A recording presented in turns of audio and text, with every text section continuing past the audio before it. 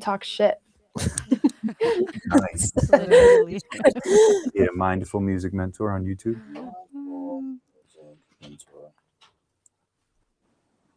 Yeah, perfect. All right. And then when you go And there's a live, show I'm live.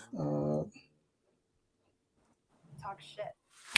Let's go. All right, as long as we got that, I feel like we're in good shape. Because at least that's like a wide screen. So we're live on all platforms. So fuck it. What's up, everybody? This is a work in progress. And I have two of my best friends on live today and another great friend here, Matilda, and my other great new friend, Philip. Is killing it. I really appreciate your hard work. And we are going to jump into this podcast in just a moment. So, quick question. This isn't film. This isn't recording, right? But it is. it's streaming. It's streaming, so we should get. But as a backup, I'll just like record here, and then just to like cover our ass a little bit, and then yeah. We should try using this as a backup. It's fine because it's gonna be. Well, it's not plugged in, right? Well, it's not. Yeah, we can do this. I just feel like it's kind of not pointless without. I guess we could always cut to the other screen. I'm saying you can post it for whatever reason you want to have it. Yeah. It's just. Yeah, she wanted it right there because it's kind of dark on her. Yeah, I think that's pretty decent though. And then boom. Cool. Okay, that's something. And Alessia, you can hear me okay? Yes. Ludo? Yep. All right, cool. Where's Matilda, man? It's taking forever. Just joking, guys. And then you're going to be here for scene switching? Yeah, I'm just checking if you went live on Instagram. Nice. I don't think Instagram is live. No. Oh, here it is, though. Okay, great. Can Boom. you hear me? Yes. Great. All right, we are Thing. live. And Philip, so I think main job now is scene switching, Okay. Yeah. right? And Any computer? I think you'd have to do it from that, right? Because that one. Okay. From back here, because We can just adjust this. So. I just want to make sure. Yeah. Whatever. Just get comfortable. The main thing is this front cam. All right. Just need to lower this a little bit. Okay.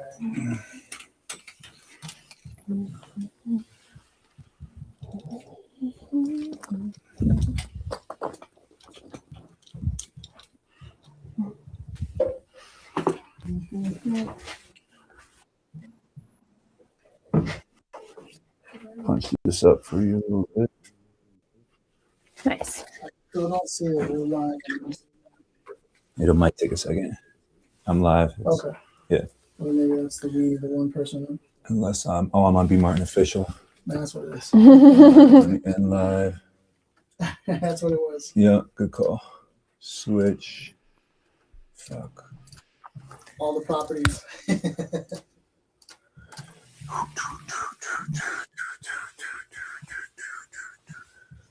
Yeah. I'm getting there. Great. I just don't know if I have to like live video. Songwriting Camps. Audience is going to be public. Next. Grab the stream key. Copy.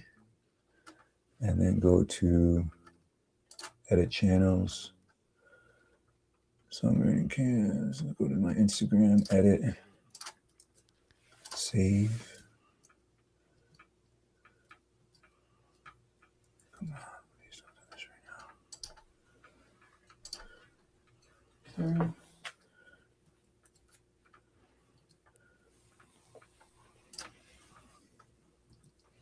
Cool. And then it should pop up here. Cool. Okay. I think it's coming, right? All right. Cool, we're live. And then I guess just scene switching at this point, and yeah. I think you got it from here. Yeah. So when they're talking, you go to Okay, now you're live on the screen. cool, Okay. cool. All right. It would be great. Yeah, it sucks that I can't see them while I'm asking them a question. That's annoying. That's why we needed that last Like scene. the Zoom, yeah. Cool. Um. All right, let's rock. Fuck it. Let's do what we can. All right, my name is Brendan. I'm with Mindful Music Mentor Podcast. I'm here with Matilda, great friend of mine, and we're also introducing the other two owners. She's the owner of 7 Song Songwriting Camp, and so is Alessia and Ludo, all some of my best friends. We've experienced so many great times together, and they're all deeply experienced in the music industry in so many unique ways. And today we're going to explore how, independent artists can really level themselves up by getting great information from these vets and just have a really good chat. There was like some technical difficulties, so this is like an hour in the waiting of us trying to figure this out, but you are here live with us now, and let's move it to Alessia. So Alessia, first question is, how are you doing today? How are you feeling? So sorry for the wait. Hello. I'm Hi. doing great, actually. I'm so happy to be here, and I'm excited to meet up with you guys. And I can't wait to be there in LA and see you in person very soon, hopefully. I can't wait either. It's going to be amazing. Mm. Um, I guess if you could just give us like a quick rundown, because I did some research on you for this podcast, and your career spans over a decade. I'm curious, just how did you kind of get into this? With me, it was like a weird thing where I was like working at a restaurant, and I got fired from an internship, and I ended up walking down the road, and some guy invited me into a studio, and that led to me like really taking music seriously. I'm just wondering, like, what was like this initial spark, and maybe you can talk about like your first kind of success too, if possible. Like, so like, what was like what really got you seriously into it, and then what was the big break that made you feel like, wow, I'm making some progress here? So, my career officially started when I was 12. That's when I Hmm, signed my first contract ever. gotcha. Um, I've always With been who? surrounded by music because my dad owns a studio. Hmm. He's a musician, songwriter, producer. So it's always been in me somehow. And when I was 12, I auditioned for this TV show called Yo Canto, which was a big Hmm. hit back in the day. It was over 15 years ago. I'm getting old. And but that experience was so incredible. Like imagine being 12 years old, barely knowing how to play a few songs on the guitar, and Hmm. finding yourself singing Because my mic's muted. on television. That was mind blowing. So yeah, I guess I had a very good start, and That was muted on there, I I never think. stopped Yeah. wanting to be a musician. So I just carried on um, up until 18 years old. Mhm. Um, I was going between school and TV shows and music My and mic's musical muted. experiences. And then when I turned 18, I decided to take a gap year, and my parents supported me in that. I moved from Calabria, which is in southern Italy, to Rome, and I started singing everywhere I could. And one thing led me to another, and I would say, yeah, I never stopped. I never gave up. That's why I'm here today. Yes, I do think like part of success is just like sticking with it, having grit, being able to like outlast people. I think 99% of Yes. people quit, and the other, then you're in this pool with the 1% who stuck with it, and so the competition, gets lesser just from that. But you've been talented since the start. Led to that what led to that you getting that opportunity at 12? Cuz that's so cool. Like how did It you was my how did dad, actually. It was my dad. He knew a guy that knew a guy, you know how things work. And I, I had just picked up the guitar at that time. Mm. It was like a year. And he was showing my videos of me singing Justin Bieber, Hannah Montana to all his friends. And one of these friends was a very famous Italian songwriter, and he knew Mm. about these auditions. So he sent me to these people. I went to Rome. I was in this room with all these adults looking at me. It felt so weird, but yeah, they signed me right away. I had an exclusive contract. I couldn't sing live for 4 months, This was Yo and Canto, or this was Io someone canto, who? yes, Okay, gotcha. io canto, and that was the beginning of everything. My first proper management contract, I signed it when I was 20, Mm. 21. It was 2018, 2019. And I think that was when I started considering myself a real musician. And oh man, I love that for you. Your father basically fought for you and loved you so much that he was like, my little daughter is so amazing, and I'm going to show her to everyone I know and everyone I love.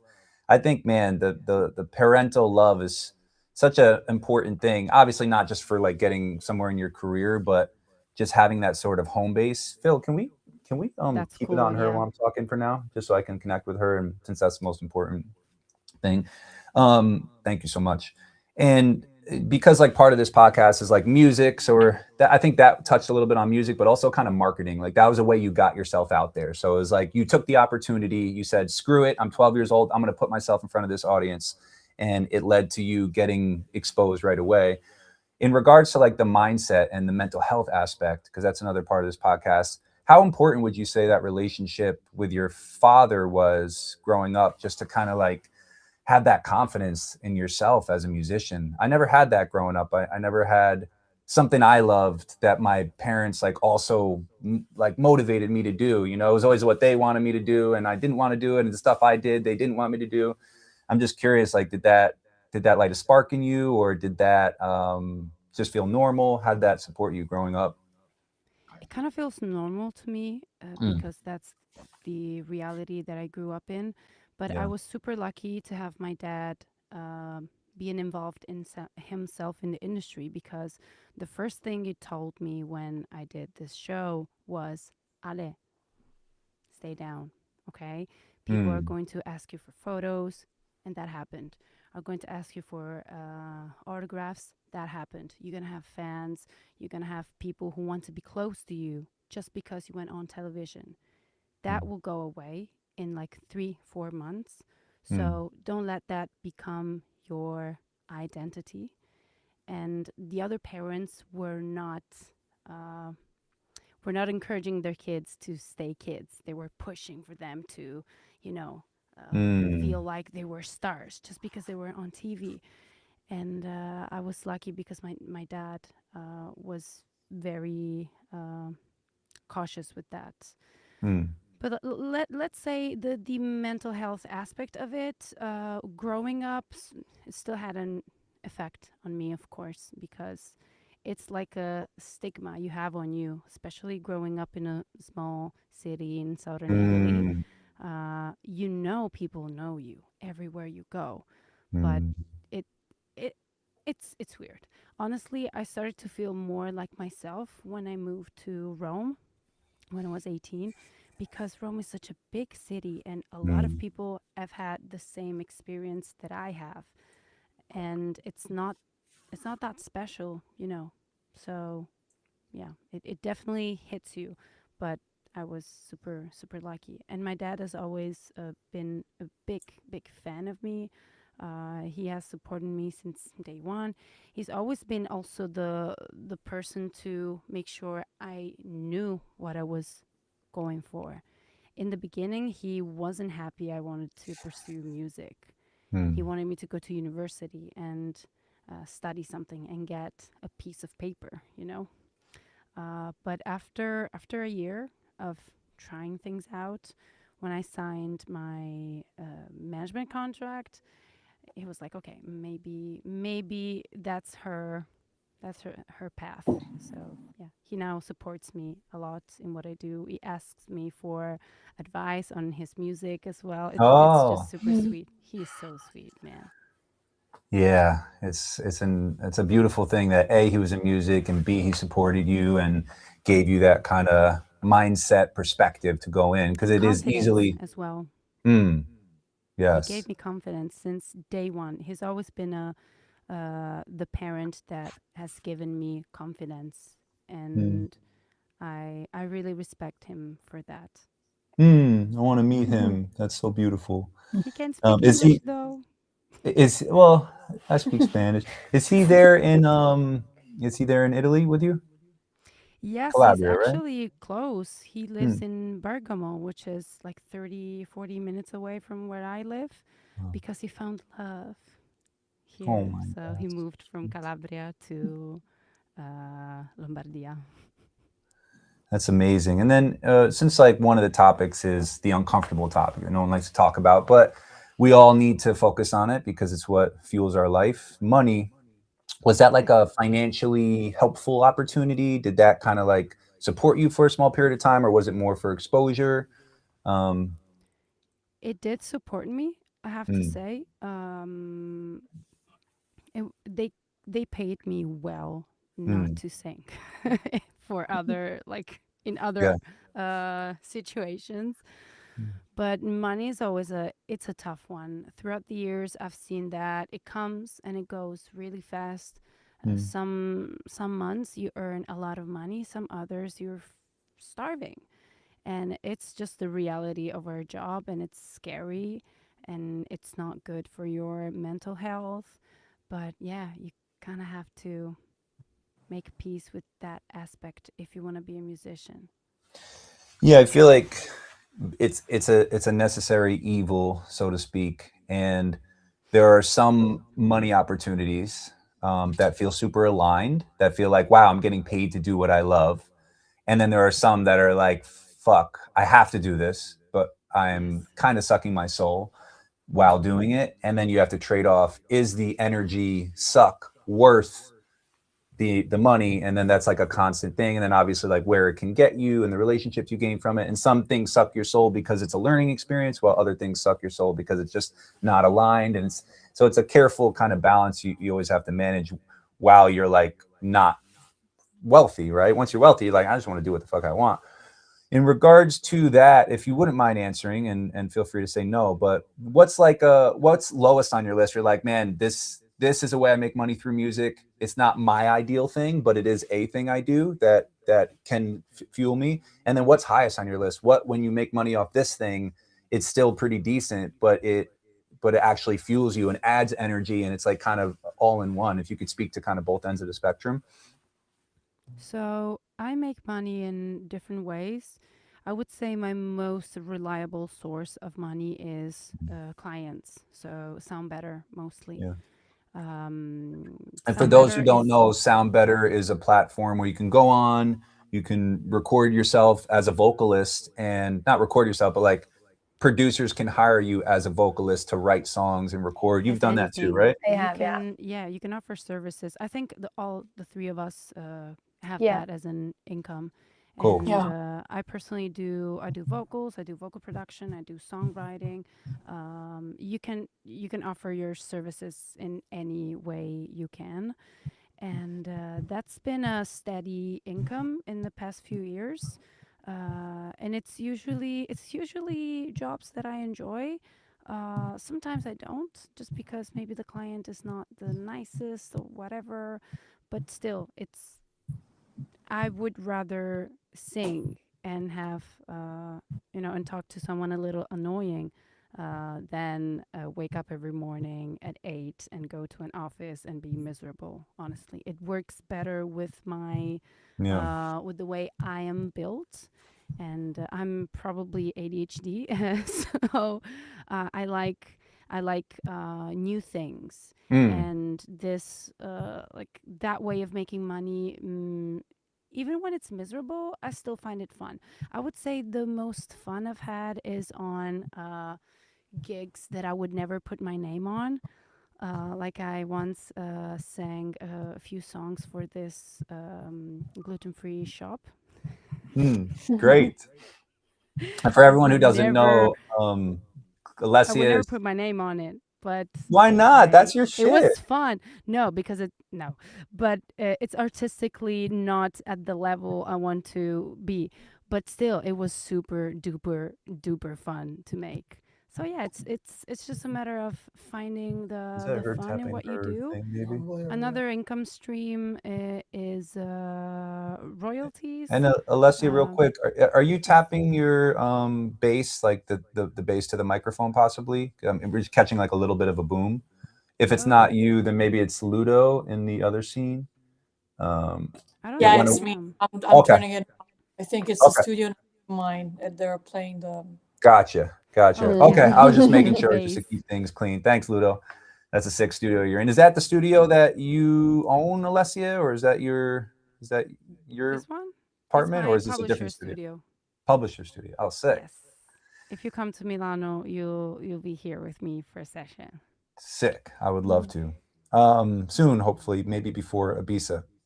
Mm-hmm. Where were we though? Before I rudely interrupted you. Like income streams. Yeah, Another income stream is royalties, mm, publishing royalties, and those are nice because they're master passive. royalties, Mhm. and it fluctuates. That fluctuates as well. I would say publishing royalties is more stable in my case, and I've seen it grow year by year. Mm, Um, and now it's like it's okay. I have friends who earn way more than that, so it's definitely a goal for me yeah. to place more songs so people play my songs and I get a bigger income from that. And my favorite is advances, like vocal fees, advances on my own songs, on the songs Mm, where I feature. That's if I could live off of that, I would be super happy. But yeah, it's sometimes you have a lot of those, sometimes you don't. So that's when Sound Better comes in to fill in the gaps so that you can survive without needing to have a normal job that I wouldn't be very happy with myself. mm. So sound better is like great because it's sort of like not it might be the worst, but it's still in the bucket of like all of the good things because it's still creative. It still keeps you, meeting new people, having new Mm-hmm. projects come in. It excites you when new money comes in. Has it ever gotten overwhelming where you're just like, fuck, I have like 50 sound better projects? Yes. Yeah, that can be tough. Yes. And that's where it starts to feel more like a job rather than like a fun like hustle, like, oh cool, I'm making music for money. Yeah. Yes. But I think with music, especially when you're in grind mode, Hmm.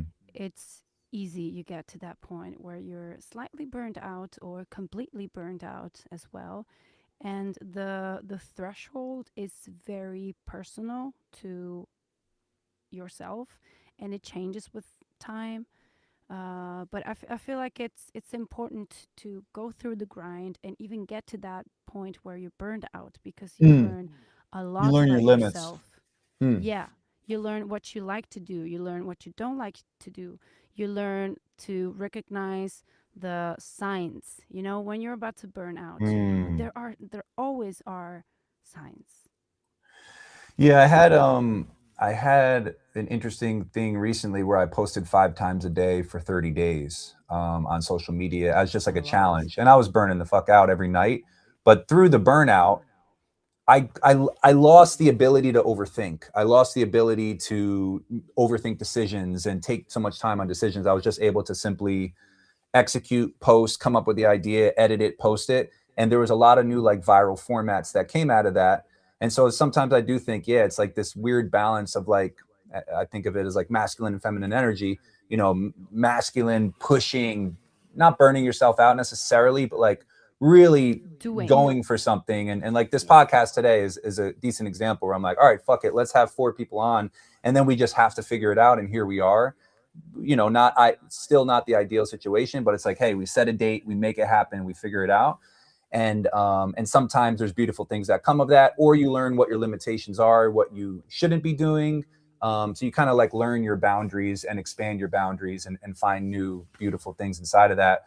What's like for me, it's like if I'm not burnt out, man, the work is just so much more productive often. It's weird because it takes like a little bit of a groove for me to get like busy and happy. And then once in that safe groove, I'm really productive. But then when I burn out, I just overthink everything. And it's almost like my head is like an overheating computer and not turning off. I'm wondering for you, do you have any kind of routines, habits, rituals that can unplug your brain and get you that proper reset? I It could do. be spa, it could be hanging with friends, could be connecting with family, weed, whatever. I'm just throwing ideas out. Whatever it is that for you does that effectively, and is it on a routine base where it's like, hey, every week I do this, or is it more just as needed? So I used to have the very unhealthy routine of Mm. smoking weed at Mm. in the evening. That was my way of turning my brain off. And sometimes I would use it even in the studio to push a bit harder. Let's get one more song. Boom, let's smoke a Mm. joint, and we did it. I had a breakdown a few weeks ago, and Mm. I stopped, and Nice. I feel so much better now. So this is my message to anyone who's trapped into that cycle of weed. You can do it without it. Yep. You can. It will be painful because that is always something that you do to cover something else up. It's a proper addiction, and people don't like to hear that, but it is. And that was the first step. Like I learned that I needed to be with myself and listen to my feelings a bit more. Um, and I like to meditate. Right now, I'm doing daily meditation. I meditate every day. Do you I use go like on. Calm app, or which app do you use, or is it YouTube? I'm using the Sadhguru app. I'm doing Ishakriya. It's a Cool. very easy practice, and I find it very powerful. Um, when I start, my head is always buzzing with ideas, and the more I go on in the meditation, the calmer I feel, and that's when I think of the things that I need to emotionally address within myself Mm. to feel better. And that's why I like meditation a lot as well. It just takes away all the useless noise, and it makes you focus on what you need to face in that moment. And I'm also having a healthier lifestyle overall. I'm trying to avoid um, sugar or like caffeine. I don't do caffeine anymore. I only drink tea. Tea works for me because it doesn't get me anxious, but caffeine does. I would say right now I'm trying to uh, be in touch with myself as much as possible and be sober as much as possible and listen to my body. My body knows when I need a break. My body knows when I need whatever I need. My body knows. But if you're always on overdrive in some sort of way, it's very hard to listen to yourself. So yeah, that's my routine, I would say. Yeah, it's hard to, you're saying it's hard to listen to yourself when yeah, well, you don't have the fucking energy. It's not easy to self-reflect, and it's an energy consuming thing to like be with your emotions and listen to it, have that presence, and then let another part of you speak to you and try to integrate it and then see what it It's a needs. lot. And it's a lot of energy. So if it's not a part of your routine or your practice, it becomes, something that it's like, I just don't have the energy to do if you're burnt out. And you gotta make space for that. Like, I realized that for me, it's unhealthy to set up more than 2 sessions a week. Mm. I used to do 4, 5 Yeah. sessions a Yeah. week. I don't do that anymore Mm. because it's really it consumes me. And also, there is always something cool that comes Mhm. last moment, and you want to Mhm. have time to do that. You want to have time to sit down on 5 hours on a vocal if you want to. And I Mm. want to do that because I really value my artistry and my you know, my vocal recording. And I know it takes time to get to where I want to be, but if you fill your calendar up so much you don't have time to breathe, you cannot allow for spontaneous things or just be in enough time in the studio to really work on your craft. Yeah, space is so important. Since I started my business, the space, the freedom of being like, I just want to fucking write right. It has to be scheduled. I rarely get that now. So it's just scheduling it maybe after a therapy session or maybe after, you know, just trying to be thoughtful about when I schedule it so that there is the space beforehand to potentially bleed into it. And then there's some things I've noticed that no matter what state I'm in, I rock at. And so it's also been just like leaning into, you know, once you're maxed out, it's like, well, what doesn't take the space? And so there are things now I'm realizing like, oh, I can flip a switch with that. In regards to the weed thing you said, I quit in 2020 and, you know, it was the biggest level up for me. And I knew I had been doing like once a day for 30 days, like one day a month and all these different methods. But once I quit, all of the problems that I was avoiding by weed came right front and center. And of course, that's uncomfortable. But what it did was the high I was seeking, the only way to get that high was to truly remove that problem from my life. So slowly but surely, I started removing all the fucking mud in front of me that was holding me back, whether that be a skill I'm not acquiring or a person that I need to cut out of my life. It just kind of, the only way I could get that freedom was by removing something.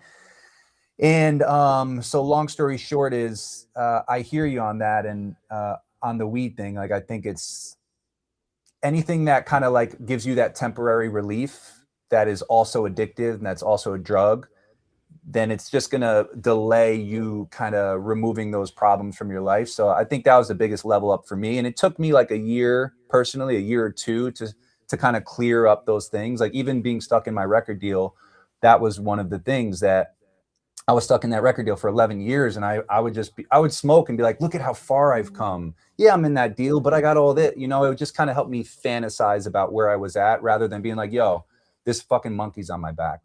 And so, yeah, just reiterating her message to anyone out there that if we're, you know, if there's something that's helping you avoid the difficult things in your life and you're someone who loves growth and wants that freedom, you know, just by removing the thing that helps you escape it demands you face your fears. And that kind of high is ultimately sustainable, right? The high you get from, you know, without the weed, you get it from real life things. And you inevitably learn all the ways the regular world can get you high. Yes. Yeah. Like you seek life experiences that give you that high. Mm. I realized that I was using weed to make me enjoy things I wasn't really enjoying. And also, being a musician in this day and age is so complicated. There's so much going on. You need to be sober to be able to remember everything, to know what to do. Like, I realized that I navigate my career more with more confidence now. So yeah, definitely, guys, if you have that issue, just try 30 days sober and you will see. Yeah, 100%. And one of the last thing I'll say on this, and we'll move to Matilda, is one of the challenges I have now is overeating because you know, I've basically removed every addictive thing out of my life. Like at one point it was girls, at one point it was Adderall, at one point it was weed. I've just removed them all, but food you can't. So now, you know, I ask myself, like, how can I get that unplug? And for me, it's like if I kind of overeat and I eat some crappy food, I'm like, I don't feel like grinding. So I'll eat a little bit extra or I'll get some like Chinese food. And that's one of the ways now that I give myself permission to unplug that doesn't ruin my whole day and ruin my whole mind state for the week and put me on drugs. But also like seeing movies, traveling is a huge one. Spending time with my You need family. something, though. Say what? That's the thing. You need something. Like Yeah. you have to choose something that helps you unwind, like a little guilty pleasure. Mm-hmm. Mine is YouTube 100%. Oh, I love YouTube. When I'm tired, I just put my phone there, eat Yes. something, and I watch the craziest shows. But yeah, it's healthier than just lighting up a joint. Yeah, and it's slowly finding like, and it kind of like what truly connects with my spirit, versus like what, let's do this drug and what connects with my spirit on the drug, and then I'm off the drug, and things that connected with my spirit on the drug are not, because you're in a different state of mind. So you have to say from the baseline, from who I really am, what truly lights me up in this moment, and you find those things, and inevitably that becomes a little bit more entertaining and a little less damaging than the weed. In regards to like, that's like one way you unplug, and we can move to our scene since I'm gonna ask Matilda. Thank you so much, Alessia, and we'll get into the camps in a bit. But Matilda, first of all, hi. Hello. Thank you so much for coming. I'm Thanks so for sorry having for me. being in work mode this whole time. But that's a good thing. So in regards to you, I'll just move, like, I'll kind of skip right from Alessia to you in the sense, and keep the same kind of question going. What helps you unplug? I could already think of a couple things that just popped in my head, but I'm gonna let you answer, of course. What helps you unplug to get that like recharge? Or is that not something you struggle with? I know Alessia and I struggle with like the ADD brain. We get fried out, we're maxed out, we need to let go, we need to release. Do you have that? You seem like a little more grounded though. Well, I think we all have it to a certain extent. And Yeah. I have my own version of that. I love to dig myself into a hole and like get really, really deep in there, and then suddenly realize, oh, I can't see anything clear. And that's when I know I need my recharge. And for me, it's... What does a hole look like, if you don't mind me asking? Like, Of just course. a general... I mean, I think it's when I lose sight of the bigger picture. Whenever I get too in my head, I start overthinking. I start comparing myself to everyone else. Self-judgment. Yeah, it's like this. Worrying. It's like this vicious cycle in your head. You know. You deal with that Oh, too. It's terrible. I think we all do. You know, Mhm. it's a part of the human condition. But Quick question: any triggers of that that you can think of? Like, what turns that on for you? you know, that's a good question. Could it be sleep? Could it be a certain person? That's for sure. Sleep is a big part of it. Feeling rested and balanced from the get-go will, of course, set you up for a better day. And I think have more of a balanced mind. So I do really value my downtime as much as I love my work and putting all my energy and my heart into what I do. I've also learned that life needs to be lived, and you're allowed to relax and you're allowed to rest. Yes. And that's part, like, as musicians, we need that part of life equally as much as we do the hustle of everything, because where else would we get the inspiration from if we haven't lived, you know? So I love going out into nature. That's my reset, especially the beach. And I'm very fortunate to live Which by beach? the beach. What's your favorite beach? My And what does it favorite look beach? like? Is it like games on the beach? Is it lunch on the beach? Is it It's sitting? it's just me by myself. Walking? Just Sitting. sitting. I mean, walking, yes, but also like going to watch the sunset for me is one of my favorite things to do. I do it several times a week by myself. I just drive down to the beach closest to me, like 5 minutes away. I sit there, I watch the sunset. There's maybe a moon. It's really beautiful. And I'm like, I'm so lucky. I think it just gets me into like a gratitude mindset. And that's when, like, whatever has been on my mind that day, whatever I've struggled with, it just like, it melts away. It's like, it doesn't even matter. I'm like, I'll handle it. It's going to work itself out. So That sounds so healthy. thank you. That sounds awesome. Watching the very sunset. nice. What about traveling? I know you love traveling. For I do me, love it's like traveling. traveling is the ultimate. I don't want to jinx it, but like, get me on a flight. I'm like, Oh yeah, everything's back. We're back, baby. I know. But like when I'm not stuck at home, because I love being here, but like when I'm here for like week, 2-3 weeks straight, I'm like, I need to get the fuck out and just get a recharge. And what about you? Is traveling another one, or you can talk about another one? I love traveling. I also especially love flying. I don't know about you, but Me when too. I'm up in the air, like my mind is so clear. It's like crystal clear. I'm like, everything that I've been putting off, everything I've been procrastinating, I catch myself in all these little like bad habits I've fallen into. And I'm like, oh my God, when I land, I'm going to do this and I'm going to do this. And I make a whole list on planes usually. So I actually love traveling for that reason, just because I feel like I get out of my usual. Do you keep Wi-Fi off? I try to, but I'm addicted to the internet. So it's hard to stay off for too long. Some flights are like, I fly Frontier sometimes. I get so anxious when they don't have Wi-Fi, but sometimes I'm like, wow, I actually get to unplug and get time to myself. Yeah. But it is a good thing. So flying helps, the sunset helps. Yes. And I love traveling, of course. Like, you new know cities. me, yes. Especially when it's somewhere I haven't been. That's my favorite, exploring new places. And especially if it's a culture I'm not familiar with.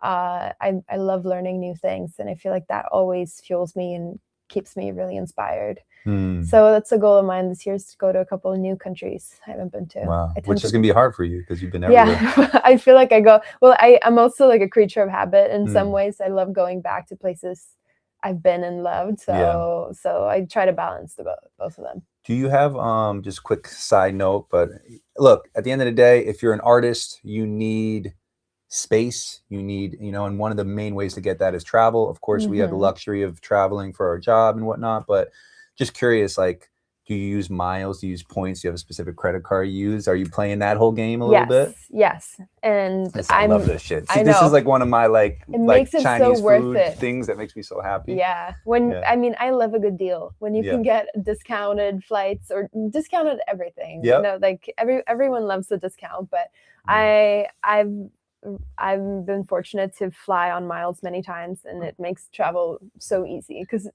feels like a free flight, honestly. Yes. And that's like part of this podcast is money, like how musicians can maximize their money making capabilities. But there's also, when you get points on your credit card, some credit cards have like 3% back. So that's 3% back. So if you spend 100 grand in a year, which is a lot of money, but some musicians are spending 100, 200 grand, they're getting another 3 grand on that spend. So every time you spend money, you're making money.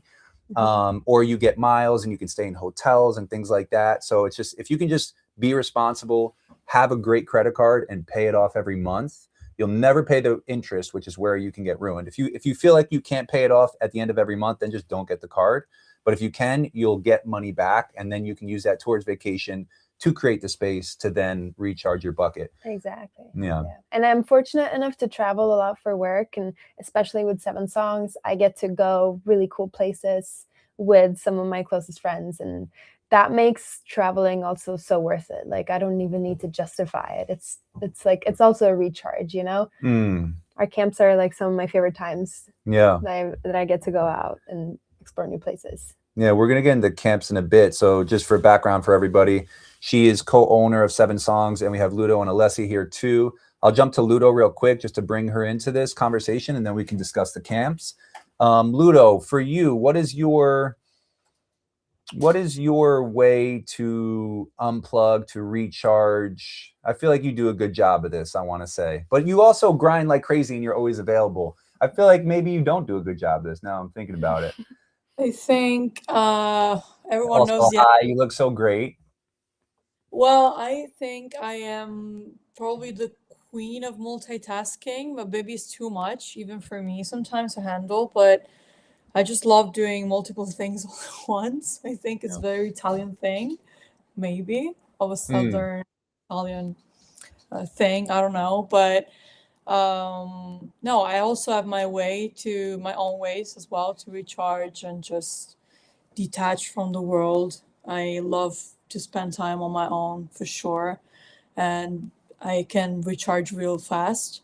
But yeah, I feel like my brain is always like going crazy with like 1,000 ideas of different things all at the same time. I love being with people. I love to be always surrounded by new people as well. So I'm really good with that, and it works very well with our job with the camps.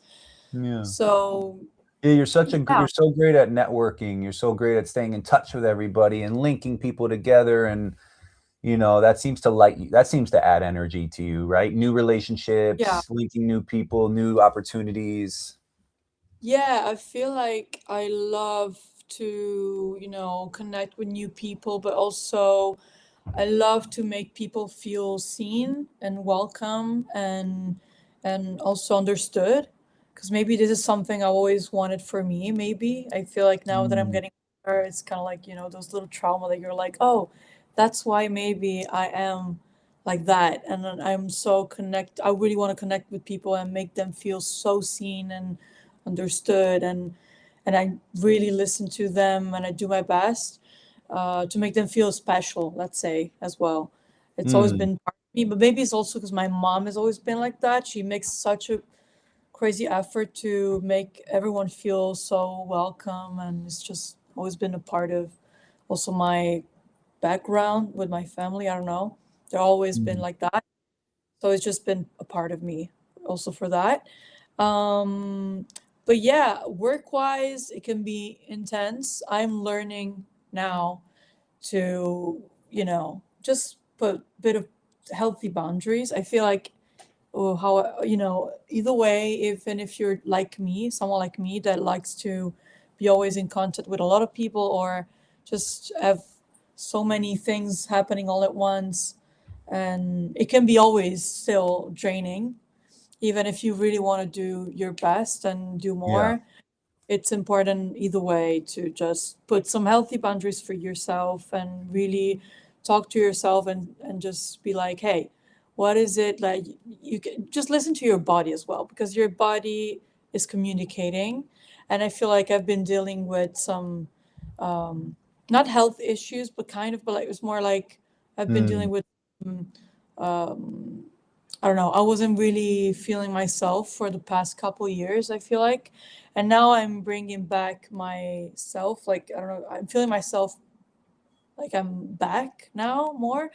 And Mm. but I'm working on it a lot. So I'm really kind of struggling, but I'm happy for that I'm putting some more boundaries for myself. What do the So, boundaries look like? Like, and yeah, have you like well, spent time on crafting those boundaries? And we can just call them like healthy adjustments to your lifestyle. Not, I feel like yeah, boundaries is like restricting, but it really yeah. what it is like how do I have a healthy balance in my life, right? What does that balance look like ideally and currently? The thing is, I think my biggest problem has always been I was struggling to say no because I just want to help everyone and Mm. do my best to help anyone in my life, and also at work. I get excited to do any project, any new thing. I want to do a lot of things. So of course, after a while that you've been working like that, you get so overwhelmed, and also you get to, since I'm such an empath, just like all of us, because I know all of you guys, you Yeah. can that you can relate to that. And I can really how can you say that, I feel the weight of people. I can carry the weight of other people's Yeah, and same. as well. And Sucks. that's so draining. So I've just realized that I need to just adjust that thing a little bit more and be strong for me, just for my health, and just be like, okay, I can feel that will not work for me, or that I'm wasting my time. I need to value more my time, my energy, and myself. So I would rather, just like Alessia said as well, I would rather focus more on what makes me feel good, makes me feel like it's great energy for me and for the people around me as well. I'm just trying to protect myself more. So I will say I loved, for example, for myself to just go out on I mean, I'm in Milan. I don't really enjoy the city that much because I'm just in the studio full time when I'm Mm. here, because I'm from Rome.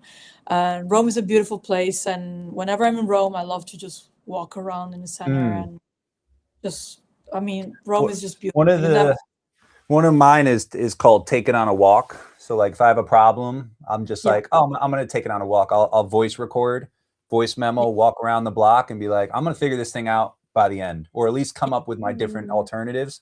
So I do think yeah, walking, when the body moves, the brain grooves. So a lot of people stay stuck in their basement and they're yeah, overthinking, and I'm guilty of it myself. But when you move your body, your brain naturally starts moving and all the positive and yeah. energetic things start happening there. So Yeah, yeah, you that's can great.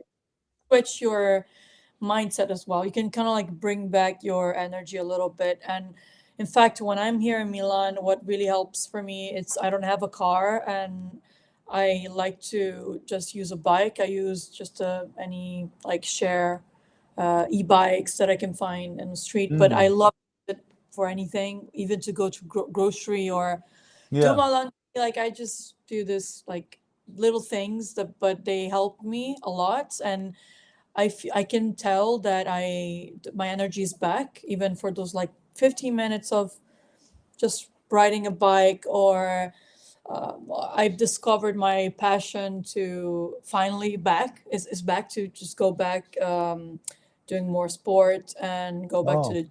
what I kind of don't sports? I don't like the gym itself. Like I don't like going to Mm. the gym. The actual thing of like being in Yeah. this like room with strangers and just I don't know. I never liked it that much, but I love doing sports. I've always loved that. What Um, sports? Which sports? I did so many sports. I don't know. I don't. I did it all. I did tennis. I did volleyball in my life. I did horseback riding, ice skating, figure skating. How do you say that Man, in damn, are you English? rich? Figure skating, horseback riding? That's some good When I shit. was young.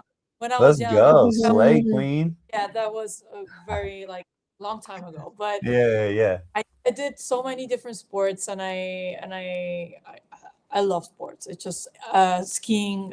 I just love it. But since I'm here for work and I don't do that anymore, I don't really have time for that. But I've discovered Pilates. I know that now it's, Mm. but I just love it for my back. Reformers? Yeah, because it really Good helps. girl. It helps my back a lot since I'm always sitting on these chairs all day, and I can breathe. It's such Yeah.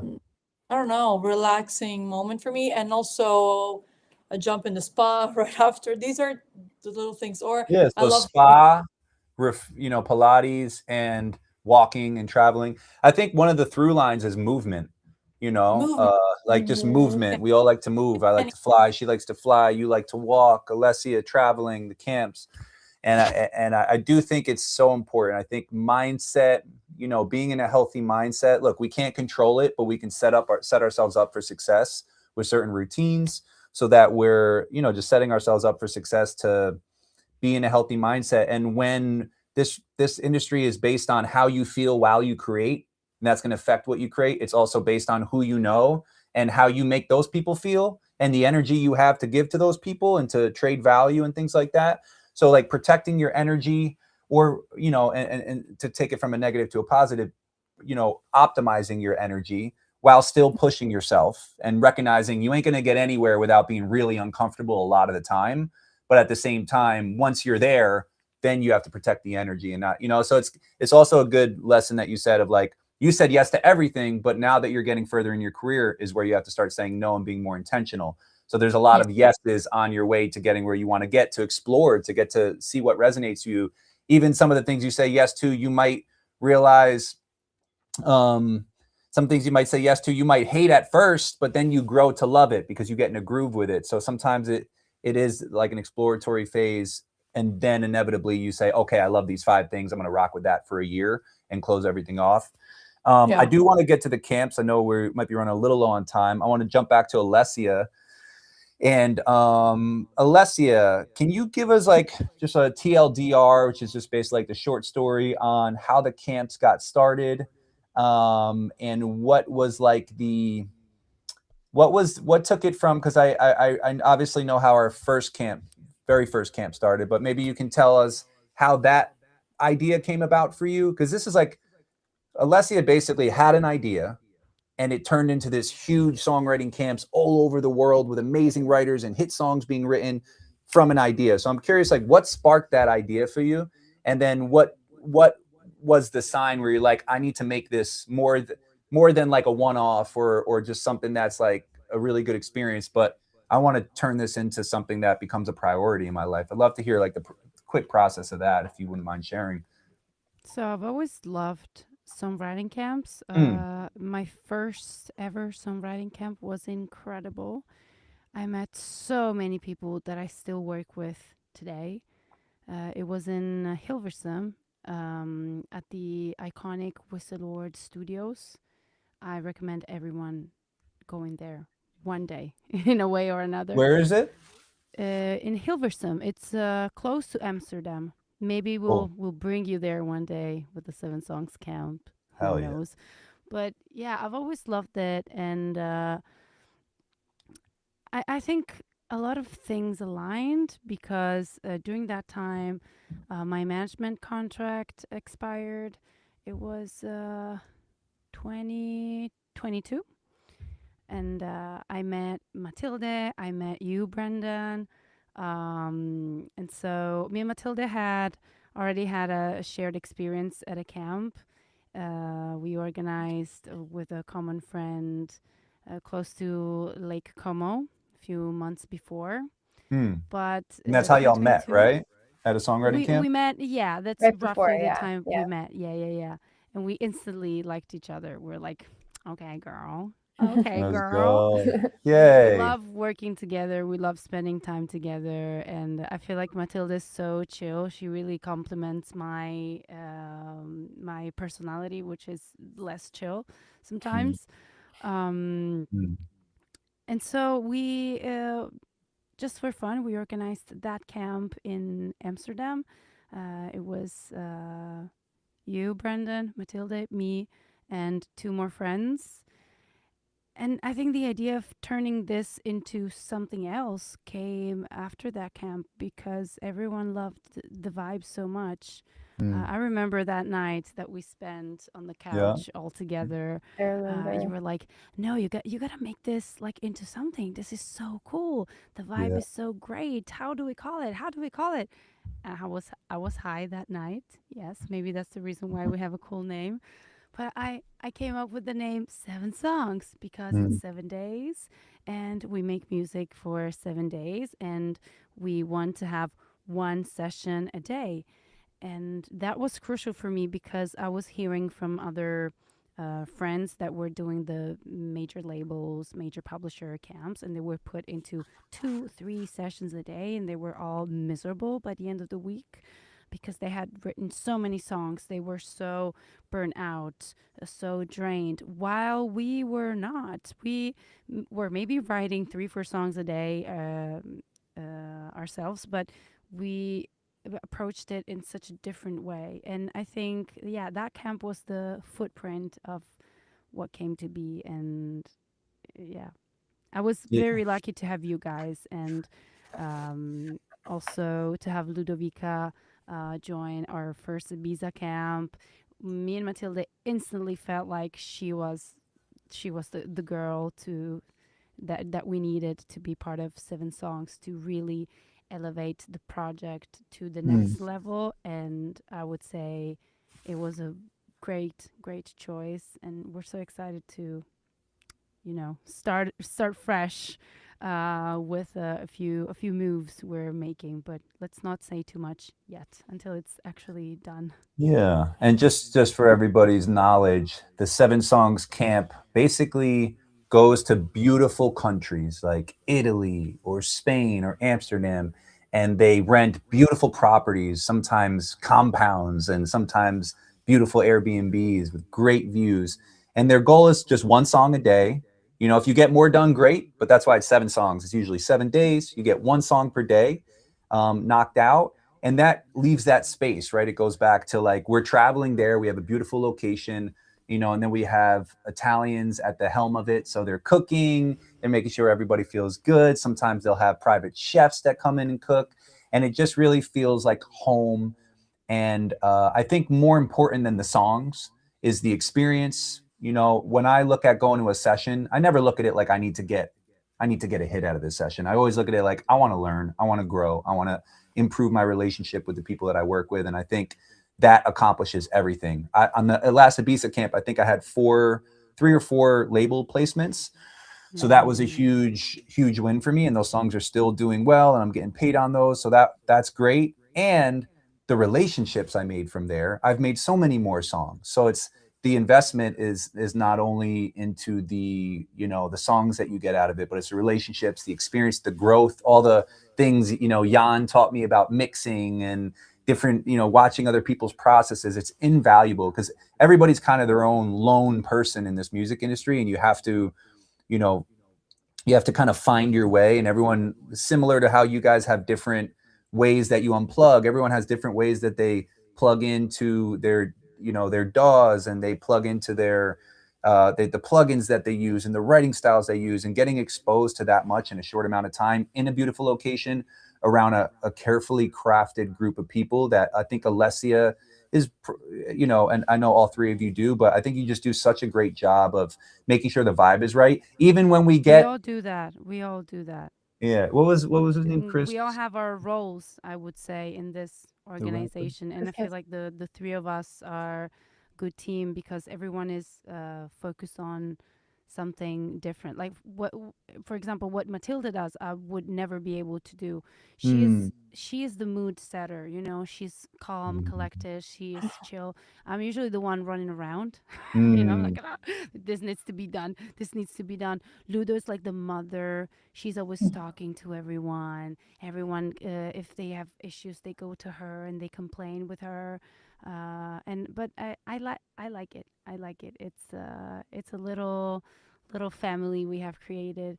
But yeah, just to add to what you're saying, every experience is different because we choose different locations. We also did a camp, for example, last year in India, which was mixed in with a retreat. So we try and bring in something new to the table, something that can help creatives like us to find benefits that go beyond music. And the connections you make are so worth it. But what is always the same is the environment we want to create, which is really healthy. No competition. It's all about the vibe, the personality that someone has. It's not about the cuts they've had, and there's no industry people just going room by room checking on what you're doing. Right. You're basically free to do anything you want, and I think that's the key. And once people experience our camps, some people are a little what's the right word, suspicious. Yeah, Not they're a suspicious, little but they're like, worried I don't about know. it. They don't know Yeah, if cynical, maybe. they think the investment it isn't worth it. You know, our camps are quite expensive because we do everything in external locations, so we need to outsource everything. That's why they're expensive. But it's not necessarily about the songs you write in the camp, just as you said. It's about the relationships you build that you can keep on water like a little plant with time. My own experience, for example, Ibiza 2024, I sort of formed this trio with Rory and Jan. And a couple weeks after the camp was done, we had an online session to finish one of the songs we started at the camp. And that's when we wrote the song for Armin that I ended up featuring on. Without that link that Seven Songs was, none of us would have had that experience. So it's you gotta look forward, you know, beyond the how do I say that? The small-minded expectations that you have when you work with, you know, publishers and managers. People only think about money and productivity, because the concept of productivity is so vast, and your well-being is tied into that, as you just said. And I guess And just to like give them some credence, I guess it makes sense if a publisher's goal from a camp is, and they're only tied to that camp and what they're going to own and what they're going to be involved in, then for them it in their head it makes sense to maximize it because they can, you know, as a business they're only owning that. But as an artist, you know, trying to make it in the industry, you have to look at opportunities in a long game. Like, for instance, I've seen artists go to a session and they're fighting for the best line and they're trying to make the best song and they're nervous about leaving the session with a bad song. But in that fighting, they alienate the group and then people don't want to necessarily work with them anymore. So instead of trying to write the best song, try to get invited to the most sessions, because it could be the 5th session with that group of people that ends up creating the hit. But if you overthink trying to get it perfect on the 1st session and you alienate yourself, you'll never get to that 5th session. Of course, you should try to make a great song, but sometimes keeping the vibe good is actually what's going to create the best song anyway. And if not, it'll lead to a future session where it does, or you'll put that song aside and move to another one. So I do think it's like your input yeah. is different from session to sessions. Sometimes you do 80% of the song. It happens. Like for me, I'm usually very inspired with melodies, so it happens that I just step in the room, 20 minutes, la la la la la. We've got the top line, and I'm like, okay, guys, you like the top line? Yes, let's write lyrics. And it is what it is. Sometimes maybe I don't have any ideas, and someone else has more inputs than I do, and I only contribute 5% to the song, and it is fine as long as you're there and you're not letting your need to shine in the room overshadow the other people. You're good, because maybe it's not your day. Maybe the other person in the room has a better idea. Maybe the producer has a better melody than you do. It's fine. It's literally fine. But I guess, yeah, it's something you learn with experience. Yeah, I think artists do. Yeah, they feel like nervous that they need to contribute, and they have it in their mind that they need to contribute in a specific way, and that if they don't, they're not helpful in adding value. And I do think it's really about more of the vibe. Like when you're amongst professionals, and then sometimes you're in sessions with people where you need to take the lead, like you said, and it's like, okay, cool, I'm going to take the lead. So just being able to kind of adjust roles based on that, and also recognizing sometimes if you're really good at melodies, pairing up with a great lyricist is a really strong suit. So just like being thoughtful about, who you're doing the session with so that they're complementing your skills, makes a lot of sense. But you can still get a good song at the end of the day. Like what I think is that when you write a good lyric or a good melody in the room, it's undeniable. Like the moment you hear something that works, it just works. It doesn't matter who it came from.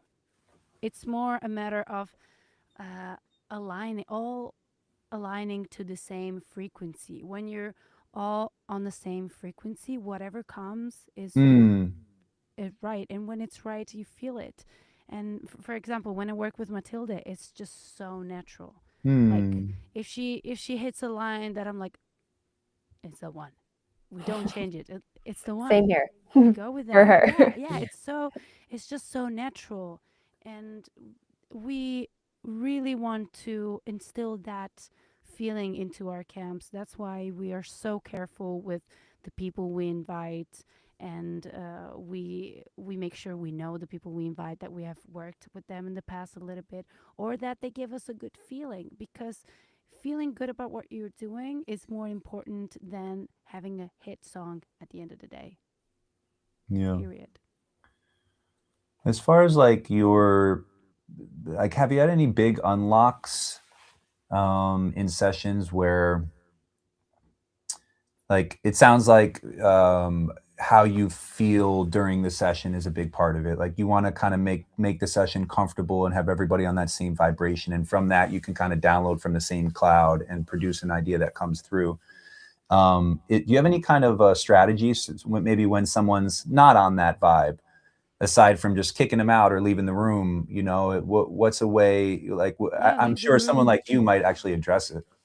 Go to the bathroom, leave the room, go to the bathroom, take a break. Yeah, usually when I'm stuck on lyrics, because that's harder than melodies for me, I go to the bathroom, the line just comes like a charm. But yeah, I would say whenever the energy is a bit stuck, I tell people, hey, why don't we take a little break, go smoke a cigarette, or go do whatever you want to do that keeps your mind off of what you're doing. And even 5 minutes not thinking about the song, just talking, taking some time for yourself, can really help rebalance energies. And sometimes I've had that experience actually at one of our camps when it was a session with you. I don't know if you remember. Uh, I wasn't clicking with one of the writers. Like it just wasn't clicking. Mm. They wanted to do something in a certain style, and I wasn't aligned. And I just said it. It when you say this, you look like a bitch, but I Mm. have no problem looking like the bitch. It's my job, probably. So I just said, "Hey, I'm not. I'm sorry, guys. If you want to do this style of song, I'm gonna leave the session because I don't feel like I can contribute. It's not my wavelength." Yeah. And I remember the guy was a bit upset. He left. The moment he left, we wrote a banger. Mm. And Yeah. I invited that person myself. I know he's a good writer, but in that moment we were not aligned. We were not going to meet at a in the middle. And that happens. It's literally fine. That happens. Mm. Wonderful. And I see you're on the Shure SM7B there. That's what you cut all your vocals on, right? Mostly, yes. I'm Mm. trying to elevate my quality a little bit. I have a Neumann mic here as well, but the Nice. Shure it works all the time. And for people like us that love to travel, this is a go-to because you can record in any environment. I recorded on this mic my song for Alan Walker, my song for Armin van Buuren, and Wow. most of my latest songs were recorded on this mic. So it's good enough. And that mic, I think, is like $400. Yeah, it's very affordable. It's $400. You know, I think Michael Jackson recorded Thriller on it, so you're able to get that really high quality recording, and it kind of like blocks out ambient noise, right? So you can be in a room with that's not treated. Mostly, I would say Yeah, mostly, it does a not better job than completely. other mics. Yeah. Yeah. For dance music, it's all you need. It depends, of course. There are certain styles that require more detail. Uh, but yeah, this just works. Hmm. It's my favorite mic. Hmm. Not sponsored by Shore. Yes, But sure. If you want to wish we sponsor were. us, yes. Yet. Celestia, me, If you Matilda, want to we come to all one of our use it. We love camps, it. Yeah. we're Um, here. that's great. So we covered, mindset, which how do you take breaks? How do you reset? Even how do you approach, difficult situations in the studio? We covered some tips on music, marketing. I think putting yourself out there, just to like reiterate from before, it seems like just putting yourself in situations. Why did you get that placement with Armin van Buuren? Because you marketed yourself by showing up and being present in person and doing sessions. And that led to the session. Like I said before, it's not about the session, it's the next session that could be the hit. So that led to the hit. What about the relationship that, just out of curiosity, because I'm always interested in like finding formulas and finding like, obviously collaborating with the universe is a beautiful thing, but you can't do that just sitting in your basement. There has to be some tactical things that we look at. So who kind of presented that opportunity to you? Was that through your publisher and for that track? So it was from my publisher, but before my publisher, Seth Hill's manager texted me. But Hmm. I was doing the organizing the Ibiza camp, so I completely ignored him. And Hmm. then once I came back, my publisher was like, which wasn't my publisher yet. We were in the flirting stage. They sent me this email from CTM. They were like, "Hey, Seth Hills is looking for a song. Why don't you give it a go?" Oh yeah. I already got it from his manager. So we sat down, we did it, and within a couple of days, we placed the song. It was just so fast. Whose instrumental was it? Was it? Oh, I guess I don't know Seth if you. Hills. Oh, it was them. So you had the instrumental. They texted you, and how did that relationship come about? The Seth Hills management relationship, if you don't mind sharing. So this is crazy. I love the internet. Let's start from there. Mm. Like most of the friendships that changed my life came from the internet. And in a weird way, even the friendship with Matilda started from the internet because she met one of my friends through the internet, and then she came here and we met. It was so the internet is great. Um, I DM'd you especially on the Instagram internet. for me in my experience, but it was a few years ago. Now it's a bit different. Hmm. I met this guy called Thomas Nahn because he hired me to make vocals for one of his songs. I did it, and his manager reached out to me because he wanted to sign my publishing. It was my first ever publishing Offer. interest from Hmm. someone. Offer, yes. And I ended up signing with someone else, but we always kept the relationship going. I released a song with Seth thanks to his former, actually, manager already a few years ago. And we've always kept in touch. He's super sweet, and actually we have another song coming together with one of his new artists. So I'll announce that soon. It's coming next month. Sick. Yeah, it's Congrats. just one of those people that you randomly meet through the internet. I mean, me and you, Brandon, met through the internet as well. Yeah. So it's precious. So we met through Instagram. I reached out to her and we set up a session. We loved it, and then we started planning the first songwriting camp that is now 7 songs. In regards to how you met this producer who linked you to the Seth Hills, was that also an Instagram DM? Like, hey, I want you on this track, or was that a Sound Better thing? Facebook. Facebook. Was it MySpace? No. OG. No, I'm too. Yeah. I think I'm too young for Okay. MySpace. Yeah, but so Facebook DM, wow, and then that led to you crushing it on a project that you didn't know where it would go or what it would do, and that led to a publishing deal offer. It led to all these Seth Hills placements. We can just say that, hey, maybe without that one song. So again, it's putting yourself out there, crushing it, doing the best you can on each individual opportunity, and one thing leads to another, and then all of a sudden the main person you're working with is bringing, not main, but one of the people who you love working with, bringing you all these opportunities just from a single instance of, of showing up and taking an opportunity. Yeah. Exactly. Like if you say yes to something, do it with your heart fully. Like don't say yes to things you don't want to fully commit to. It's better to, if you realize you can't do it the way you would like to do it, it's okay to step back. But yeah, if you say yes, go for it. And even you remember our very first cut, the Intense High Score. Yeah. It was through that guy. No way. Sick. Yes, that's the guy. Yes. I just got a royalty for that, by the way. I don't know if you I should check if I got it too.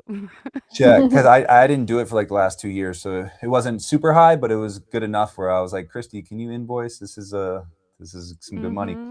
So thank you for that opportunity. And that was our very first song. I think it has like 8 million streams now. I looked at it the other day. I'm like, that's like one of my best streaming songs. That's sick. That's sick. Yeah.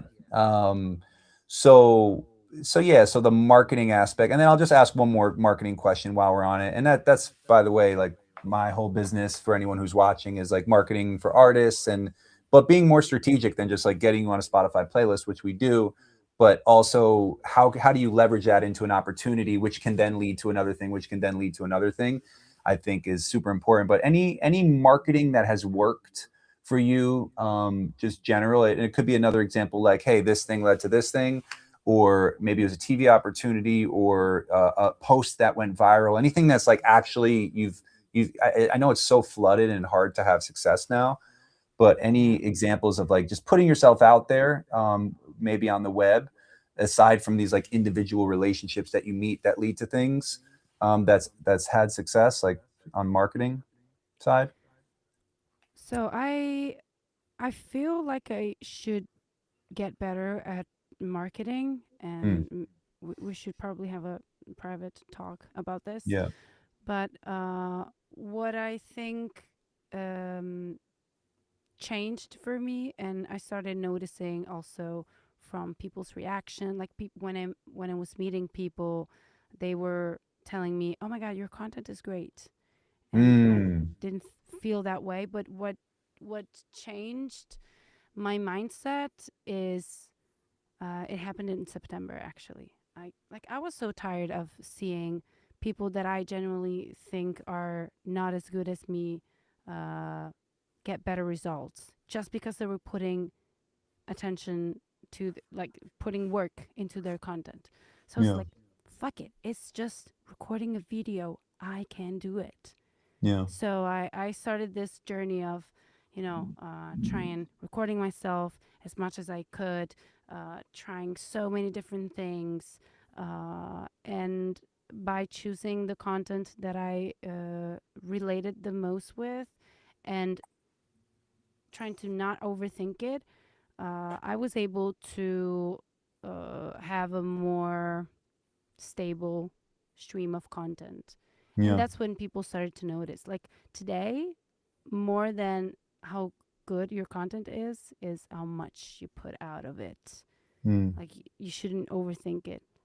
Yeah, Mm. I haven't had a super viral piece of content for my music. I've had one go viral because of my eyebrows. I Cool. had one go viral because I kind of looked bald. I don't remember why, but it was a few years ago.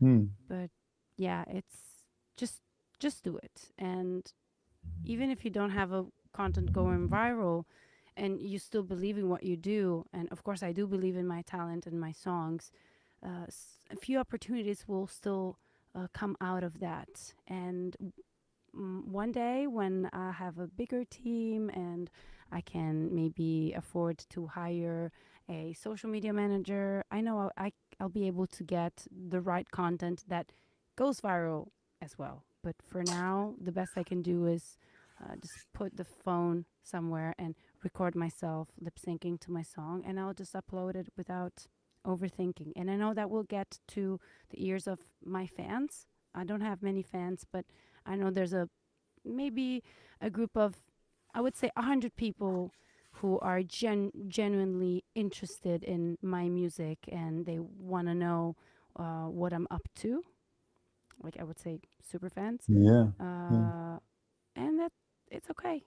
As long as they're happy, it's okay. You don't need millions and millions and millions of views. If the people that really want to support you are happy with the content you're putting out and they tell you how much they love your new song, that's enough, honestly. Well, I think, yeah, I think it's reaching the fans, and even if it doesn't reach new fans, I think what it also does, it's a way to network with thousands of people that you met from home. So instead of like going, not instead of, but in addition to going to these camps where you're networking, you're seeing people, you network there, but then you post and they're reminded of you, and they might be reminded of you Yes. for an opportunity, and they're like, you know what, Yes. I should reach out to her, or shit, I need to do a session with her, I miss her, or so it kind of keeps your tentacles, that's a weird word to say, like on people, and reminds them of you, and can create opportunities. What I've seen with like the virality stuff, personally, is just the idea for the content is like 90% of it. So like truly spending the additional time. So if I break up my content days into like 3 hours on Wednesdays, it's just ideas. So I'm like mapping out exactly what I'm going to do. And then when my shoot day, I'll just like within a few hours be able to knock out like 15 videos, because there's so much time spent on the idea generation, and then eventually you get a formula where you're like, oh, I know this is going to go viral. I know this is going to go viral, because you have different buckets. So just spending that extra time on the ideas. And I can send you, like, I have like cheat sheets of like all these Yes, viral please. videos from artists. So let's definitely discuss that. But I do think you're not only getting out to your fans, but even me, I'm like, fuck, Alessia's in the content game. I love to see it. Your energy is great. You sound great. You look great. And it reminds me how talented you are, and reminds me of you, and makes me think of you as a friend. So I think it serves a lot of purposes. I think it can definitely feel like, why am I doing this? I think the metric of trying to get out to new people is what everybody seeks. But I think watering your current people is actually the most effective part of it, especially people like Matilda, you, Ludo, who have all these connections that we built over a decade. And this kind of like reminds them of what you're up to and the successes you have. Yeah, Sticking the with like, slow burn, I would say. I would rather have a small, like a slow burn than boom and then disappear. Honestly. Yeah. Yeah. Matilda, if we can cut to Matilda and I guess cut to us. I'd love to know about your if you could share like one or two of your biggest wins in the industry, and maybe and I can ask some like follow-up questions about that, but maybe give us a little background on that. Well, I Materialistically, I mean. materialistic wins. Yeah. Not like, oh my God, I got centered in 2022. It was amazing. That too, I want to hear about that too. That's a mental health one. For me, I think when I got into dance music, which was not my plan at all, that's when things just started really flowing for me. Yeah. I didn't feel like I even tried that much. Like I wanted to do R&B and pop music when I started. And I wasn't a fan of dance music. I never thought I'd want any part of it. Right. But it didn't take long before my mind was completely changed. And now dance music is my whole life. It's my favorite thing. I listen to it all the time. It's the only thing I listen to almost. And Great. I started my own artist project in 2021 and started seeing my numbers improve very fast and signing songs to big dance labels. And I didn't know what I was doing at the time. Like it was all a happy accident, honestly, in the end. But I think from that, I also, realized that, okay, like things are flowing in this direction. Like I should go with it. And that's when I wrote a song with a friend of mine called Out of Body. And we signed it to a London-based label called Liliera. And it was out for maybe about a year. Did you write that at the California camp? No, I wrote that with a friend of mine, Simon, years ago. And it was I think we wrote it as a ballad. I think it released during the camp or something. It was released, it was released like 6 months before that, I think. Like it was pretty recent after. Cool. But after about a year, I don't know what happened. The stream count like 10x'd suddenly, and we were up to like 25 million streams out of nowhere. And it was crazy. Like I've never experienced that before. And I was like, oh, this is cool, and from that I started getting more opportunities. And as much as I hate to say it, people do care about numbers, and numbers are impressive to people. So I'm like happy I have that to show for my project. And from that, I think I've gotten, more opportunities, which is big. And other songs that I've written that I'm so happy about that are out have come from people hearing Out of Body. And I was getting messages, like, oh, I heard this song, like, this is incredible. Like, I want to work with you, blah, blah, blah, blah, blah. And I'm like, I love working with new people. And then I think a second like materialistic one for me, which it's more, actually it's not materialistic per se, but for me, like a big goal of mine has always been like getting out in front of people and starting to perform. And I started DJing like a year ago, I think. And I always knew I wanted to do it. And the minute I started learning, it felt like my thing. Like I want to keep doing this. And it helped me get over my like fear of being seen. And now I don't think I'm more in the flow than when I'm DJing. Wow. It's so fun. Sick. I just like lose myself in it. And I've gotten to play some really cool places. And that's a big accomplishment for me too. Cause like a year ago, I barely touched. I didn't even know what like a CDJ was. So. Wow. Wow. Yeah. I didn't know that. Are you posting about that? I am a little bit. I'm not big on my social media game, which is after this conversation, I'm realizing it could be. Yeah. And I will be. You got to prioritize sure. things. Yeah. You got to find what you love before you put out to everyone what you love. And you just found what you love. Yeah. So now you can create a plan in this 2026 on exposing that love. Exactly. And I want to keep performing and, and find new ways of performing my own music and making a lot of new stuff and starting new projects this year that I'm very excited about. So I love it. So hopefully only the beginning. And in regards to that first 25 million stream opportunity, holy shit. What can you give us a little bit of like, what did the day look like when you made that song? Was it, do you remember that day? Do you remember what you did that morning? Do you remember what, you know, the vibe was in the session, who was in the session, what can you just paint us that, like, I always like to look at like, what was the actual routine that led to the thing rather than the thing, because sometimes the thing is a result of the underlying. You know, what's really funny is I cannot remember the session. I cannot remember the day. Wow. Was it a Zoom? Yeah, it was a Zoom. Okay. I don't remember where in the world I was. I only remember that it was me and my friend Simon, and you and him. Yeah, just us on Zoom, and we were like in a flow together, writing wise. Like we would write every week, and it was just so natural. Was it a same day every week, or did you replan it every week and kind of figure out schedules? I think we kind of reworked, like we picked different days every week, but we had like an agreement that we would be doing it regularly. Cool.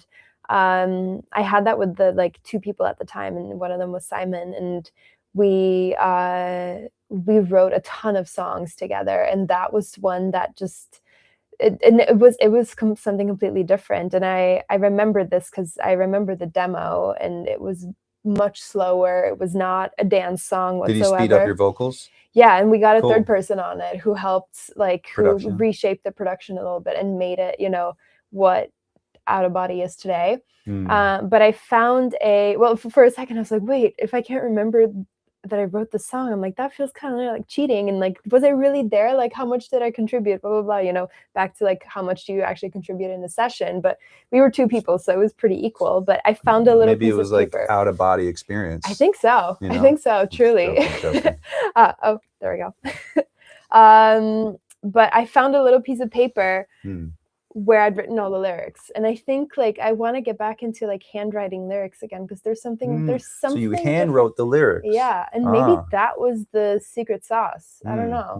I mean, it happened. It was a thing. Yeah. So two things I extract from that is, one, you had regular weekly sessions with somebody to create a flow.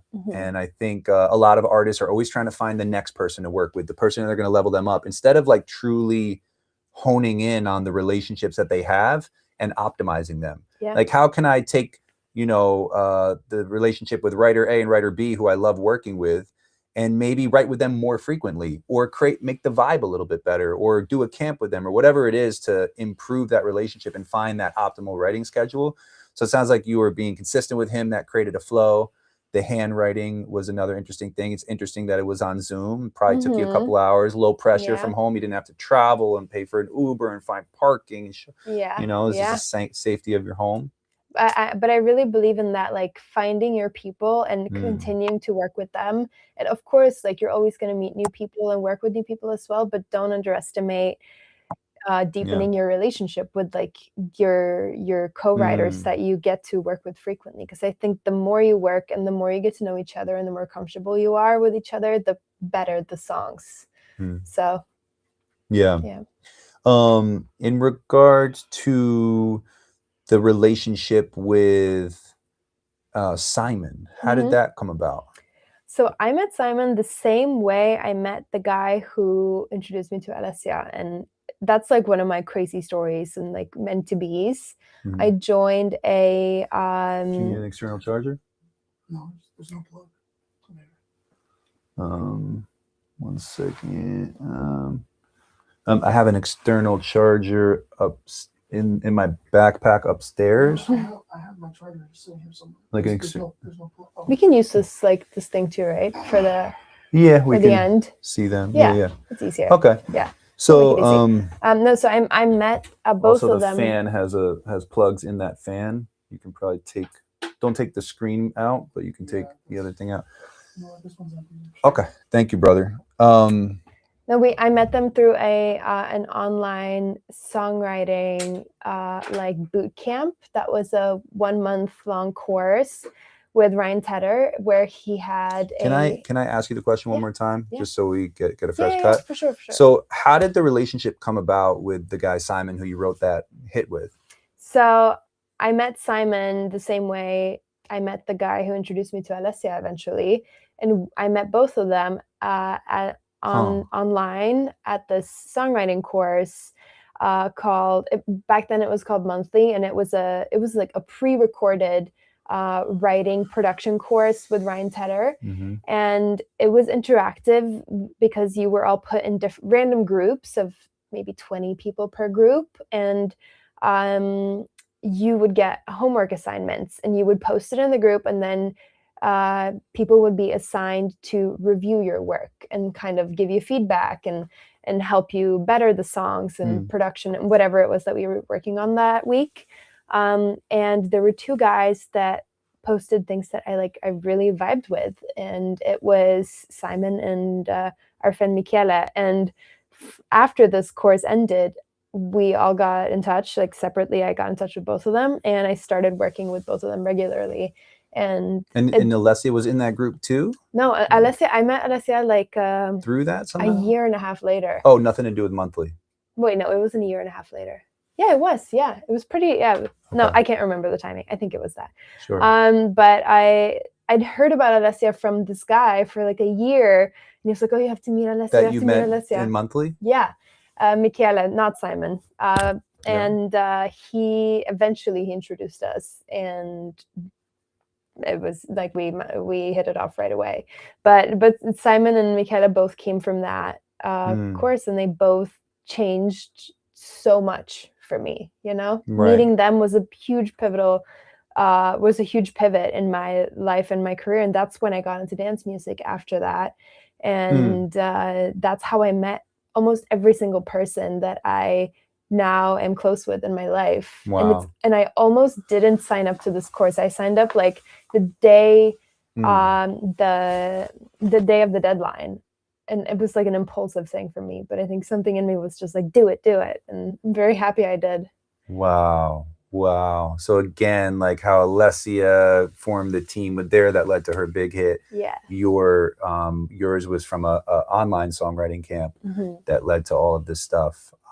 So I guess the formula, guys, is if you want big hits, go to songwriting camps, and you happen to be in the middle of the podcast with the best songwriting camp in the world, in my opinion, because they focus on mental health, they focus on the vibe, they focus on spirituality, and there's amazing writers and producers there. Like, you're going to level up so much from the growth and the relationships.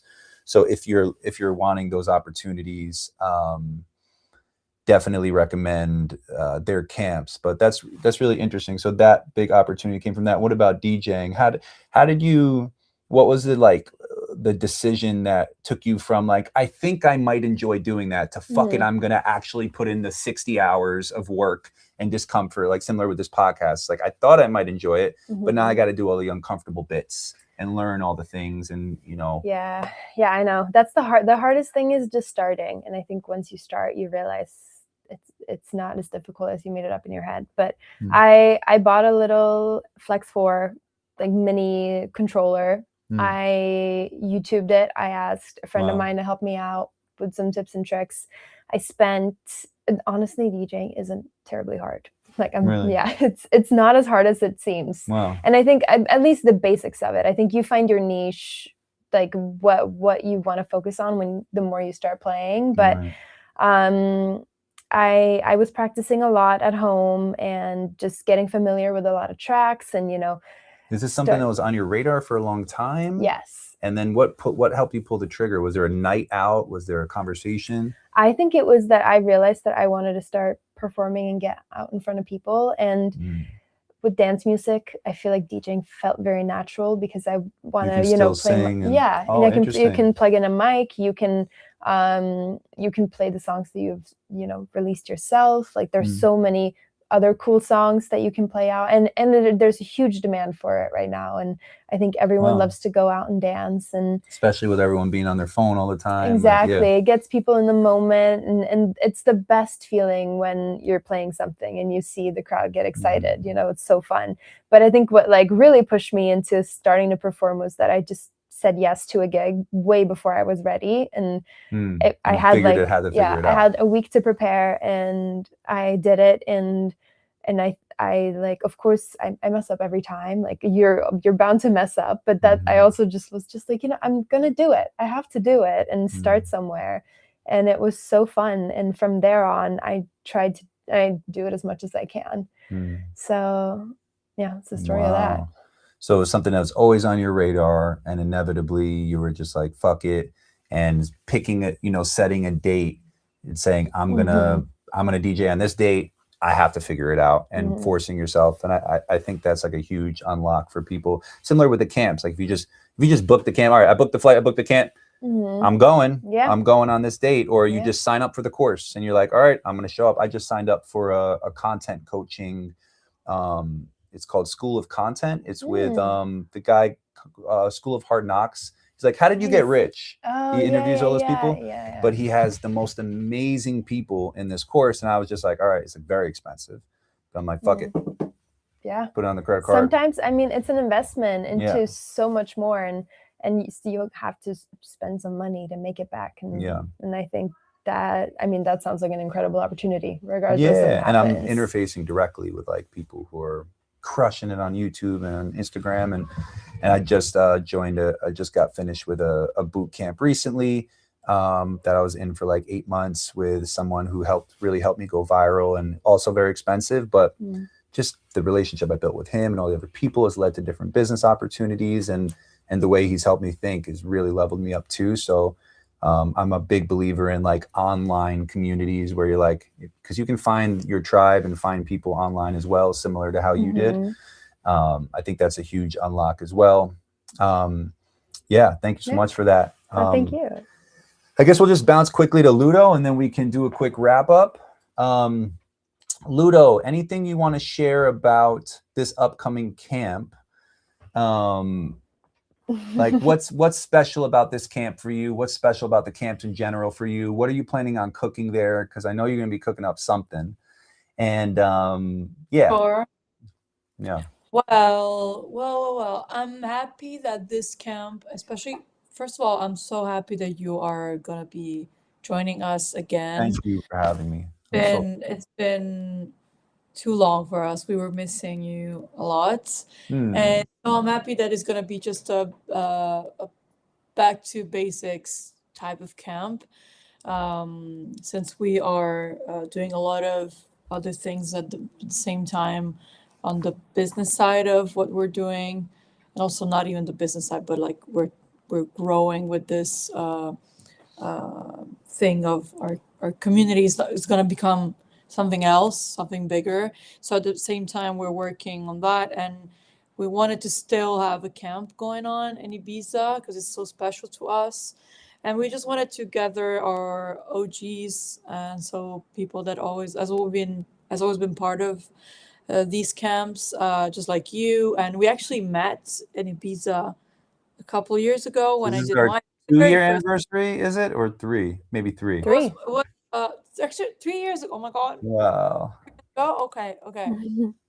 I remember when you came, I was like, because you came for your birthday, and you were already, I think, kind of in Ibiza for your birthday, and you were like going to different parties and clubbing. I'm like, this girl is not. My initial impression was that you were more of like a party girl, and it was distracting the vibe, and that was just my initial impression. But now that I know you, you're like the hardest working, down to work, down to grind, like stay up till freaking 4 a.m. and work person that I know. You were just double dipping that specific vacation because I think you were already going there or something, right? That's how that all happened. Well, I mean, actually, that camp was my very first songwriting camp ever. Yes. So definitely I was so, excited to explore anything with, especially meeting people and really live this experience to the fullest. And I think I did. I remember we did some of my all-time favorite songs, me and you. Oh yeah, that yeah. And I Those songs love are sick. we have a couple tracks there, and that are I really love them so much, and they're special to me because they were like the very first songs that I was making outside of Italy. I used to work mainly online or with DJs, but I actually started very recently. I'm not like my colleagues, so I started just 3 years ago, shortly before that camp, so it was all very new to me. But it's been it was such a fast process being involved in the camps right away, and that helped a lot. So I can say that for sure, as someone that was joining our camps as a camper first, Yeah. I would say that in general, like songwriting camps are the best way to learn and grow as a writer and as an artist and as a producer.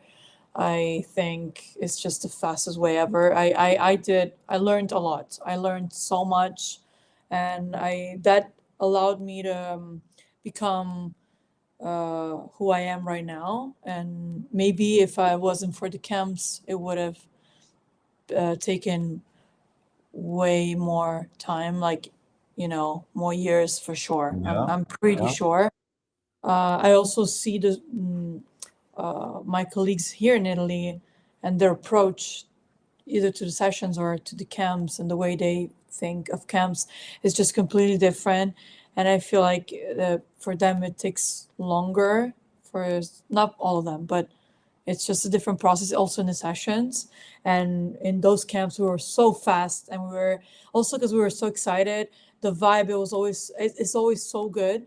So we Yeah. always come up with the best ideas, and you still don't feel like you're working, but you are, and the songs are so great most of the times. And you also at the same time you get to actually do great networking, so you can always connect with deeply with people. It's not just a random connection. You Right. can Right. really, Right. that for sure, as well. And you can really create bonds that can last for years and years, even a lifetime. I hope so. But yeah, for example, yeah, I'm super excited for our upcoming camp, because we were missing this old vibe we were from the very beginning. Yeah. So it's just gonna be a bit more intimate, because it's a small camp, but it's gonna be cute and special. I already know. And I love it. yeah, we I have love many. it.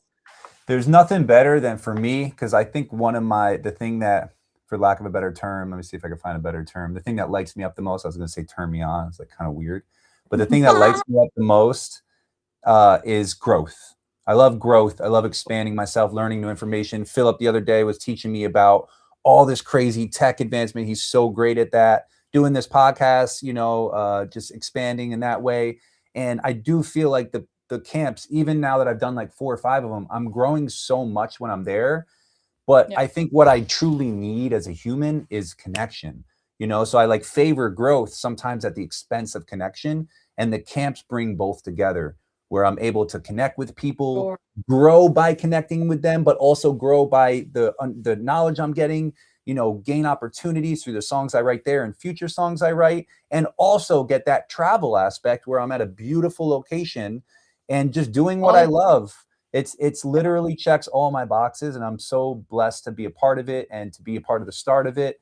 And I you guys, similar to how Ryan Tedder made that course, and he has no idea that Matilda's biggest song came from that thing, but he put that together and like touched the lives of so many. In the same way, you guys are putting these things together, and of course, you see a lot of the beautiful things that come from it, but you can't even imagine how far reaching this is and how beautiful of an impact you're having. And we just need to figure out a way to monetize the fuck out of it, and so that we can have both, because I believe in like make your money so that you can grow, you expand your opportunities while also helping the world. And you have the helping the world part. I know it's worth millions of dollars for people to show up to these things.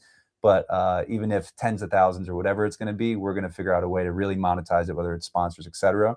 I know you're already working on that, so just my business brain going. Let's skip quickly to Alessia, and just Alessia, thank you so much for showing up. I love you so much. I appreciate you. Us here. Absolutely. And quick, just wanted to know before we head out, how can people find you on socials and Spotify and things like that? I am Alessia Labate pretty much everywhere.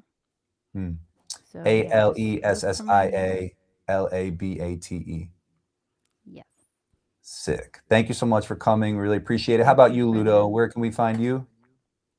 Well, I have two profiles. The main one is Ludovique, so it's Ludovique.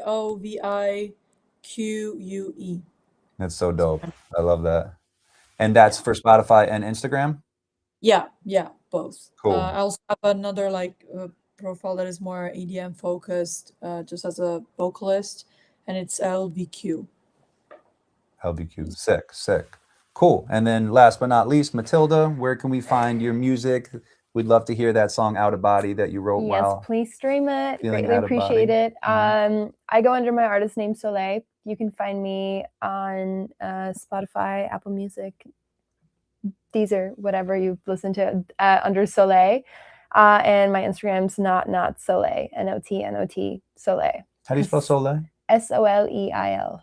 SOLEIL. So Spotify is SOLEIL. Yes. And then Instagram is not Soleil. SOE. Yes. Oh, I see what you did there. Double negative. Yeah. You're Soleil was not taken. Soleil. Yeah, I'm not Soleil. That was the whole You're joke. not Soleil. Okay. Yeah. I think I got to do some math on that. ChatGPT that. And if you ever forget my artist name, it's the sun in French. So The sun in French. yeah, it's Soleil. Literally It's Soleil. spell out the sun in French. Exactly. Yeah. All right, It's a beautiful. great Well, artist name. I love you so much. I can't wait to see you in Ibiza. We love you too. Thank you, Brandon. So You grateful are for you the coming best, on. by Let's the do it way. again Thank you, soon everyone. when I'll fix all the tech stuff. And this episode is all recorded, so we'll be able to get a full one on YouTube. But once we fix all the tech stuff, we'll be able to go live in a more streamlined way. And yeah, we'll do it again soon. But I love y'all. I appreciate you. Make sure to follow them, and we'll be back for the third episode of Mindful Music Mentor.